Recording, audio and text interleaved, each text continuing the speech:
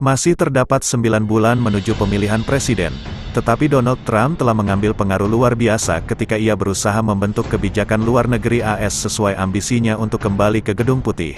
Meskipun menjadi warga sipil sejak meninggalkan jabatan tahun 2021, politisi Republik ini mencalonkan diri kembali dan mendorong partainya menolak RUU yang mengaitkan tindakan keamanan perbatasan paling ketat dalam satu generasi dengan bantuan Ukraina sebesar $60 miliar.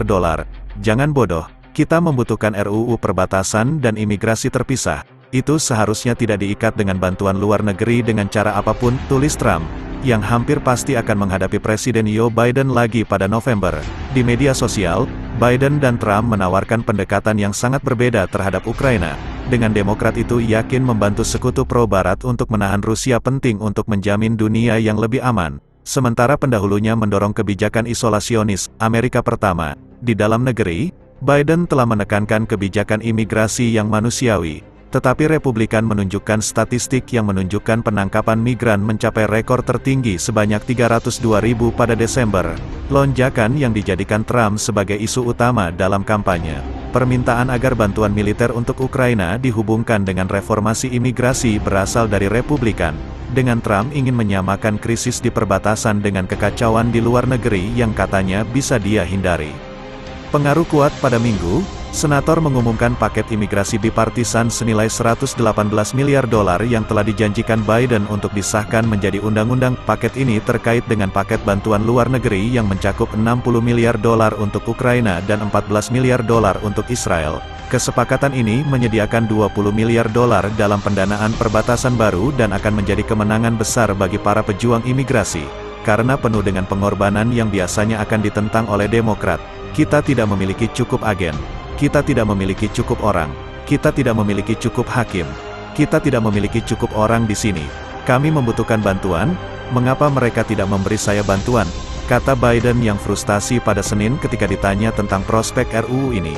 Namun, Trump memiliki pengaruh kuat atas Republikan yang memimpin Dewan Perwakilan Rakyat dan telah berkali-kali memanggil partainya untuk membunuh legislasi ini dan menolak Biden dan Demokrat kemenangan politik menjelang pemilihan November. RUU ini adalah hadiah besar bagi Demokrat, dan aksi bunuh diri bagi Partai Republik, kata Trump pada hari Senin di situs web Truth Social miliknya. Beberapa anggota Republik di distrik yang dimenangkan Biden telah menyatakan kekhawatiran terhadap penolakan terhadap kesepakatan ini, terutama ketika partai berencana untuk memakzulkan Sekretaris Keamanan Dalam Negeri Alejandro Mayorkas pekan ini terkait krisis perbatasan. Tetapi kemenangan besar Trump dalam pemilihan pendahuluan awal dalam pemilihan Presiden Republik telah mengukuhkan dukungan terhadap pencalonannya, dengan lebih dari 150 anggota Kongres sekarang mendukungnya. Ketakutan eksistensial, ujian kritis bagi RUU ini akan menjadi pemungutan suara prosedural pertamanya, yang diharapkan pada hari Rabu, yang akan memerlukan dukungan dari 60 senator di kamar yang hampir rata antara dua partai. Meskipun berhasil melintasi hambatan itu, Ketua Dewan Mike Johnson, yang berbicara secara teratur dengan Trump, mengatakan bahwa kesepakatan ini akan mati di tempat jika mencapai Dewan yang dikuasai oleh Republik. Menteri Luar Negeri AS Antony Blinken memperingatkan minggu lalu bahwa kemajuan Ukraina selama 2 tahun pertempuran akan diragukan tanpa persetujuan AS terhadap $60 miliar.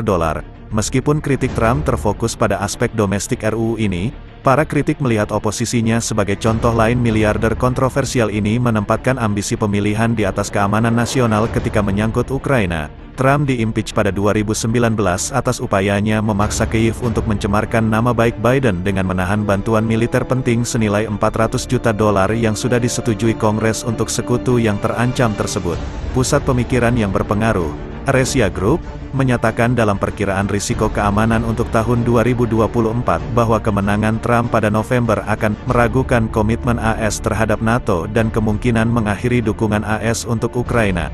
Kedua hal tersebut akan mengirimkan gelombang kejut melalui lanskap keamanan Eropa yang rapuh dan memicu ketakutan eksistensial di kalangan orang Eropa, kata mereka, terutama di sisi timur NATO.